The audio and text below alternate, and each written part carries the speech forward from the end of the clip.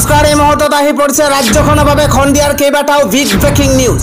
আজি 19 জুলাই অসমৰ লগতে ভাৰতৰ বিভিন্ন প্ৰান্তৰ পৰা এনে ধৰণৰ খবৰসমূহ নিতৌ চাবৰ কাৰণে চেনেলটো সাবস্ক্ৰাইব কৰি ভিডিঅ'টোত এটা লাইক কৰি দিব। এই মুহূৰ্তত জনাই আছো এটা ব্ৰেকিং নিউজ। পুনৰ নামনি অসমত উচ্ছেদ হ'বলৈ নিদিয়াৰ হুংকাৰ জনোৱা হৈছে। উচ্ছেদক লৈ উত্তপ্ত পৰিস্থিতিৰ সূচনা হৈছে। গোৱালপাৰাত পুনৰ হ'বলগীয়া উচ্ছেদৰ বিৰুদ্ধে যোগীঘোপাত এক উত্তপ্ত পৰিস্থিতিৰ সূচনা হৈছে। এফালে চৰকাৰৰ বুলডোজাৰ আৰু আনফালে উত্তপ্ত প্ৰতিবাদ। পাইকানৰ ঘটনাক লৈ ওলাই আহিছে শ সংখ্যালঘু। এটা বিগ ব্ৰেকিং এই মুহূৰ্তত জনোৱাৰ চেষ্টা কৰিছো। ৰাজ্য চৰকাৰৰ বিৰুদ্ধে ৰাজপথত সংখ্যালঘু সংগ্ৰাম প্ৰতিষদে তীব্ৰ প্ৰতিবাদ সাব্যস্ত কৰিছে। মালেগাঁৱত উত্তাল প্ৰতিবাদ উচ্ছেদৰ বিৰুদ্ধে। এটা বিগ ব্ৰেকিং এই মুহূৰ্তত জনোৱাৰ চেষ্টা কৰিছো। মালেগাঁৱত উত্তাল প্ৰতিবাদ উচ্ছেদৰ বিৰুদ্ধে। উচ্ছেদ বন্ধ নকৰিলে সংখ্যালঘু সংগ্ৰাম পৰিষদৰ নেতৃত্বত জংগী আন্দোলনৰ হুংকাৰ প্ৰদান কৰা হৈছে। এটা গুৰুত্বপূৰ্ণ খবৰ এই মুহূৰ্তত জনোৱাৰ চেষ্টা কৰিছো। গোৱালপাৰাত পুনৰ হ'বলগীয়া উচ্ছেদৰ বিৰুদ্ধে যোগীঘোপাত এক উত্তপ্ত পৰিস্থিতিৰ সূচনা হৈছে। আন এটা খবৰ, বাংলাদেশীয়ে ঘোষণা কৰিছে যুদ্ধ। হাতত হেংদাং লৈ বাংলাদেশীৰ লগত যুঁজিবলৈ সাজু হৈ পৰিছে শৃংখল চলিহা। এটা বিগ ব্ৰেকিং এই মুহূৰ্তত জনোৱাৰ চেষ্টা কৰিছো। অবৈধ দখলকাৰীক বেদখলকাৰীৰ বিৰুদ্ধে যুদ্ধ ঘোষণা কৰিছে শৃংখল চলিহাই। অবৈধ দখলকাৰীৰ বিৰুদ্ধে যুদ্ধ ঘোষণা কৰিছে শৃংখল চলিহাই। আৰক্ষীৰ গাত বাংলাদেশীৰ প্ৰতি কুবৰ বিচাৰ হ'ব, এই মন্তব্য কৰিছে শৃংখল চলিহাই। আৰক্ষীৰ গাত বাংলাদেশীৰ প্ৰতি কুবৰ বিচাৰ হ'ব, এয়া জাতিৰ শেষ যুদ্ধ। বাংলাদেশীয়ে অসম পুলিচক মাৰিবলৈ সাহস পালে। এটা গুৰুত্বপূৰ্ণ খবৰ, অসম পুলিচৰ গাত হাত দি প্ৰথম যুদ্ধ বাংলাদেশীয়ে ঘোষণা কৰিলে। সেই যুদ্ধ আমি গ্ৰহণ কৰিছো। কেৱল ফেচবুকত নহয়, অসমীয়া ৰাইজক হাতত হেংদাং লৈ ৰাজপথত ওলাই আহিবলৈ আহ্বান জনাইছে শৃংখল চলিহাই। শৃংখল চলিহাৰ ঘৰৰ কাষতে বহিছে বাংলাদেশী। চিন্তামণিগড়ত অসম চৰকাৰলৈ বাট নাচাই নিজেই উচ্ছেদ কৰিব শৃংখল চলিহাই। অবৈধ বেদখলকাৰীৰ বিৰুদ্ধে যুদ্ধ ঘোষণা কৰিছে শৃংখল চলিহাই। পৰৱৰ্তী খবৰটো হৈছে উচ্ছেদত জড়িত বিষয়াৰ বিৰুদ্ধে এইবাৰ শাস্তিৰ দাবী জনাইছে। ন্যায়ালয়ৰ দ্বাৰস্থ হ'ব এইবাৰ AIUDF। এটা বিগ ব্ৰেকিং ডাঙৰ খবৰ জনোৱাৰ চেষ্টা কৰিছো। উচ্ছেদৰ জড়িত বিষয়াৰ বিৰুদ্ধে ব্যৱস্থা গ্ৰহণৰ দাবী জনোৱা হৈছে। ন্যায়ালয়ৰ দ্বাৰস্থ হ'ব এইবাৰ AIUDF। সমগ্ৰ ঘটনাত ন্যায়ালয়ৰ হস্তক্ষেপ বিচাৰিছে AIUDF-এ। সমগ্ৰ ঘটনাত ন্যায়ালয়ৰ হস্তক্ষেপ বিচাৰিছে AIUDF-এ। নিজাববীয়াকৈ ন্যায়ালয়ক গোচৰ ৰুজু কৰিবলৈ আহ্বান জনোৱা হৈছে। চৰকাৰক হত্যালীলা বন্ধ কৰিবলৈ সক্ৰিয় এইবাৰ ৰফিকুল ইছলামৰ। এটা বিগ ব্ৰেকিং এই মুহূৰ্তত জনোৱাৰ চেষ্টা কৰিছো। এটা সম্প্ৰদায়ক টাৰ্গেট কৰা বুলি মুকলিকৈ কৈছে মুখ্যমন্ত্ৰীগৰাকীয়ে। এটা সম্প্ৰদায়ক টাৰ্গেট কৰা বুলি মুকলিকৈ কৈছে মুখ্যমন্ত্ৰীগৰাকীয়ে। 2026 পূৰ্বেই মুছলমানক শেষ কৰাত লাগিছে বিজেপিয়ে। এই মন্তব্য AIUDF-ৰ। 2026 পূৰ্বে মুছলমানক শেষ কৰাত উঠি পৰি লাগিছে বিজেপিয়ে। উচ্ছেদত জড়িত বিষয়াৰ বিৰুদ্ধে ব্যৱস্থা গ্ৰহণৰ দাবী জনাইছে AIUDF-এ। আন এটা খবৰ হৈছে উচ্ছেদৰ মাজতে এক ভয়ংকৰ গাৰ-নোম শিয়ৰি পথ দুৰ্ঘটনাই জোকাৰি গৈছে সমগ্ৰ ধুবুৰী। হঠাতে নিহত হৈছে একেটা পৰিয়ালৰে 3 গৰাকীকৈ লোক। এই মুহূৰ্তত এটা গুৰুত্বপূৰ্ণ খবৰ জনোৱাৰ চেষ্টা কৰিছো। ধুবুৰীৰ গোলকগঞ্জত ভয়ংকৰ পথ দুৰ্ঘটনা সংঘটিত হৈছে। হঠাতে নিহত হৈছে এটা পৰিয়ালৰে 3 গৰাকীকৈ লোক। নিহত 40 দিনীয়া দেৱশিশু। 40 দিনীয়া এটা দেৱশিশুৰ মৃত্যু হৈছে। চাহেৰা বিবি, সুয়াৰা পাৰবিন, জেহান ৰহমান তীব্ৰবেগী 4চকীয়া বাহনে খুন্দিয়াই 2 কণমানিসহ মহিলাগৰাকীক। ছাগলীয়াৰ পৰা গৌৰীপুৰ অভিমুখে আহি আছিল বাহনখন আৰু তাৰ পাছতে ভয়ংকৰ পথ দুৰ্ঘটনা সংঘটিত হৈছে। উত্তেজিত ৰাইজে অৱৰোধ কৰিছে 18 নম্বৰ ৰাষ্ট্ৰীয় ঘাইপথ। ধুবুৰীৰ গোলকগঞ্জত এক ভয়ংকৰ পথ দুৰ্ঘটনা সংঘটিত হৈছে। আন এটা খবৰ হৈছে ৰাজ্যজুৰি বৃদ্ধি পাইছে জাপানিজ এনকেফেলাইটিছৰ প্ৰাদুৰ্ভাৱ। এবাৰ জিএমচিত এতিয়ালৈকে 21 গৰাকীকৈ লোকৰ মৃত্যু হৈছে। জাপানিজ এনকেফেলাইটিছত আক্ৰান্ত হৈ বৰ্তমান জিএমচিত ৭০ গৰাকী লোক চিকিৎসাধীন হৈ আছে বুলি জানিব পৰা গৈছে।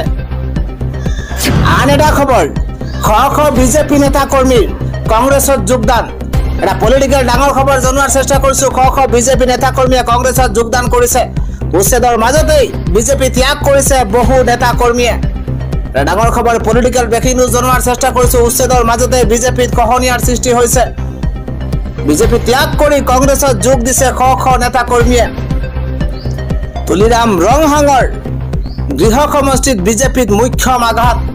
জিলা কংগ্ৰেছৰ নৱনিৰ্বাচিত সভাপতি আগষ্টিন ইংহিৰ দায়িত্বভাৰ গ্ৰহণৰ পাছতেই বিজেপিত খহনীয়াৰ সৃষ্টি হৈছে। জিলা কংগ্ৰেছৰ নৱনিৰ্বাচিত সভাপতি আগষ্টিন ইংহিৰ দায়িত্বভাৰ গ্ৰহণৰ পাছতেই বিজেপিত খহনীয়াৰ সৃষ্টি হৈছে। পশ্চিম কাৰ্বি আংলঙত কংগ্ৰেছৰ বিশাল যোগদান কাৰ্যসূচী। ৩০০ নেতাকৰ্মীয়ে যোগ দিছে ইতিমধ্যে কংগ্ৰেছত। উচ্ছেদৰ মাজতেই বিজেপিত বৃহৎ খহনীয়াৰ সৃষ্টি হৈছে। বিজেপি ত্যাগ কৰি কংগ্ৰেছত যোগ দিছে শ নেতা কৰ্মীয়ে। আজিৰ সন্ধিয়াৰ সবাতোকৈ গুৰুত্বপূৰ্ণ খবৰ, দিল্লী কবাবলৈ সাজু হৈ পৰিছে এইবাৰ এবিএমছু। সংসদৰ বৰ্ষাকালীন অধিৱেশনৰ প্ৰথম দিনাই প্ৰতিবাদ সাব্যস্ত কৰা হৈছে। এটা বিগ ব্ৰেকিং এই মুহূৰ্তত জনোৱাৰ চেষ্টা কৰিছো। উচ্ছেদৰ বিৰোধিতাৰে দিল্লী কবাবলৈ সাজু হৈ পৰিছে এবিএমছু। উচ্ছেদিতক সংস্থাপন দিবই লাগিব, উচ্ছেদ বন্ধ হ'বই লাগিব। 21 জুলাইত সমগ্ৰ দিল্লী কবাবলৈ আমি সাজু হৈ আছো। 21 জুলাইত সমগ্ৰ দিল্লী কবাবলৈ সাজু হৈ পৰিছে। সংসদৰ বৰ্ষাকালীন অধিৱেশনৰ প্ৰথম দিনাই প্ৰতিবাদ কৰিম দিল্লীত। এটা গুৰুত্বপূৰ্ণ খবৰ, দিল্লীৰ যন্ত্ৰৰ মন্ত্ৰৰ কঁপাই তুলিব আমাৰ প্ৰতিবাদে। চাপৰৰ উচ্ছেদিতৰ ক্ষতিপূৰণ দিবই লাগিব চৰকাৰে। এদিন পাছতেই দিল্লীত উপস্থিত হ'ব এবিএমছুৰ বৃহৎ দল। উচ্ছেদৰ বিৰোধিতাৰে দিল্লী কবাবলৈ সাজু হৈ পৰিছে এবিএমছু। পৰৱৰ্তী খবৰটো হৈছে 1,40,00,000 মুছলমানৰ প্ৰতিবাদ ঘোষণা। এবাৰ গুৱাহাটীৰ পৰা দিল্লীলৈকে হ'ব ভয়ংকৰ প্ৰতিবাদ। এই মুহূৰ্তত এটা বিগ নিউজ জনোৱাৰ চেষ্টা কৰিছো। উচ্ছেদৰ বিৰুদ্ধে ৰাজপথলৈ ওলাই আহিব 1,40,00,000 মুছলমান। মুছলমানক উচ্ছেদ বন্ধ নকৰিলে গুৱাহাটীৰ পৰা দিল্লীলৈকে হ'ব প্ৰতিবাদ। অমানৱীয় উচ্ছেদৰ বিৰুদ্ধে নিশা ৰাজপথলৈ ওলাই আহিছে মুছলিম ছাত্ৰ সন্থা। মুছলমানক টাৰ্গেট কৰি লোৱা বন্ধ কৰক মুখ্যমন্ত্ৰীগৰাকীয়ে। উচ্ছেদৰ পূৰ্বেই সংস্থাপন দিয়ক উচ্ছেদিত মুছলমানক। 2026ত মুখ্যমন্ত্ৰীৰ বিৰুদ্ধে প্ৰতিশোধ লোৱাৰ হুংকাৰ এইবাৰ মুছাৰ। আমাক গুলিয়াই শেষ কৰি দিয়ক, কিন্তু মুছলমানৰ প্ৰতিবাদ ৰোধ কৰিব নোৱাৰে। ইমান মুছলমানক বেয়া পায় যদি একেবাৰে শেষ কৰি দিয়ক আমাক মুখ্যমন্ত্ৰীগৰাকীয়ে হুংকাৰ প্ৰদান কৰিছে। বেছিমাৰীত তীব্ৰ প্ৰতিবাদ সাব্যস্ত কৰি চৰকাৰক হুংকাৰ এবাৰ মুছলিম ছাত্ৰ সন্থাৰ। আন এটা পলিটিকেল ব্ৰেকিং নিউজ, ৰাইজৰ দলত যোগদান কৰিব বিধায়ক শ্বেৰমান আলী আহমেদে। এটা গুৰুত্বপূৰ্ণ খবৰ, ৰাইজৰ দলত যোগদান কৰিব বিধায়ক শ্বেৰমান আলী আহমেদে। মুকলিকৈ শ্বেৰমান আলী আহমেদে প্ৰকাশ কৰিছে এই কথা। অখিল গগৈয়ে টিকট নিদিলেও ৰাইজৰ দলৰ সৈনিক হিচাপে কাম কৰিব শ্বেৰমান আলী আহমেদে। কংগ্ৰেছ দলে চৰ্ত নমনাৰ বাবে এই সিদ্ধান্ত শ্বেৰমান আলী আহমেদৰ। কংগ্ৰেছ দলে মোৰ চৰ্ত মনাত কোনো সম্ভাৱনা নাই, মই ৰাইজৰ দলৰ বাবে কাম কৰিবলৈ প্ৰস্তুত হৈছো। উচ্ছেদিতৰ পক্ষত থিয় দিয়াৰ বাবে অখিল গগৈক মুকলি প্ৰশংসা কৰিছে। সকলো সংখ্যালঘু লোকে সমৰ্থন কৰক অখিল গগৈক। কংগ্ৰেছ আৰু AIDFৰ বিকল্প হিচাপে ল'ব লাগে অখিল গগৈৰ ৰাইজৰ দলত যোগদান কৰিব বিধায়ক শ্বেৰমান আলী আহমেদে। আন এটা খবৰ হৈছে, গ্ৰেপ্তাৰ হ'ব দালালি কৰা একাংশ মন্ত্ৰী বিধায়ক। PA কাম নকৰিলে কটা যাব বিধায়কৰ টিকট। মুখ্যমন্ত্ৰী হিমন্ত বিশ্ব শৰ্মাই ডাঙৰ মন্তব্য কৰিছে। বিজেপিৰ মন্ত্ৰী বিধায়ক সাংসদৰে হোৱা বৈঠকত মুখ্যমন্ত্ৰীৰ কঠোৰ স্থিতি। এইবাৰ একাংশ বিধায়কৰ প্ৰাৰ্থিত্ব কৰ্তন কৰাৰ হুংকাৰ দিছে এই বৈঠকত। গুৰুত্বপূৰ্ণ খবৰ, কাম বেয়া কৰিলে একো কৰিব নোৱাৰো, মোক বেয়া পাই কোনো ধৰণৰ লাভ নাই, মন্তব্য কৰিছে ৰাজ্যৰ মুখ্যমন্ত্ৰীগৰাকীয়ে।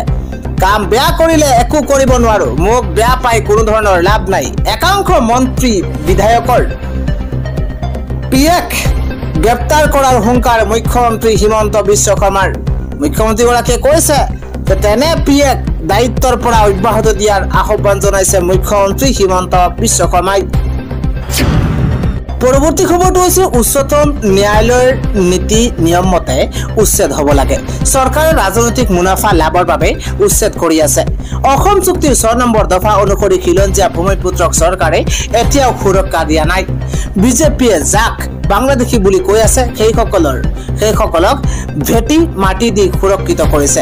আমি সদায় যোগাত্মক বিজেপিক ঐক্যবদ্ধতাৰে পৰাভূত কৰিব লাগিব। অজাপৰ সভাপতি লুৰিণজ্যোতি গগৈয়ে এইদৰে মন্তব্য কৰা পৰিলক্ষিত হৈছে।